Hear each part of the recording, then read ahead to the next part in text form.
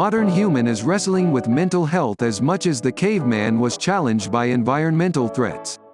Fighting against a visible enemy is natural. Like all other animals, human fights back to survive and to rescue her buddies. Either it is an angry lion or a hungry wolf, the enemy is out there. The winner will be the side that punches the opponent stronger.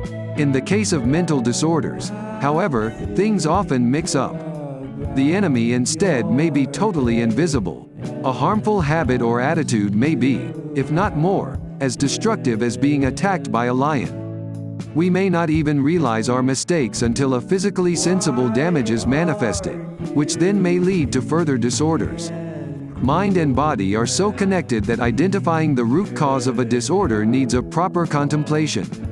In the case of mental health, often only when things go out of the individual's control, the emergency alarm rings and psychotherapy and medical help are sought. However, finding a psychologist in a short time is not an easy matter nowadays. The demand is apparently higher than the supply. Psychotherapy also tends to be a relatively slow method, so the waiting list gets longer. In this situation, coaching appears as the hope to make a change. Coaching, however, is not a therapy and should be started before a person becomes also a patient. Coaching, if done properly, can improve different aspects of a person's life and take her towards happiness rather than illness and sorrow.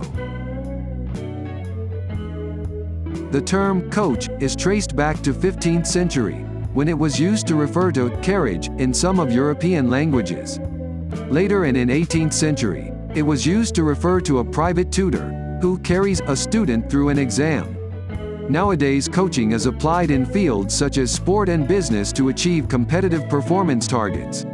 Life coaching, on the other hand, is the process of helping people identify and achieve personal goals in the broader context of life.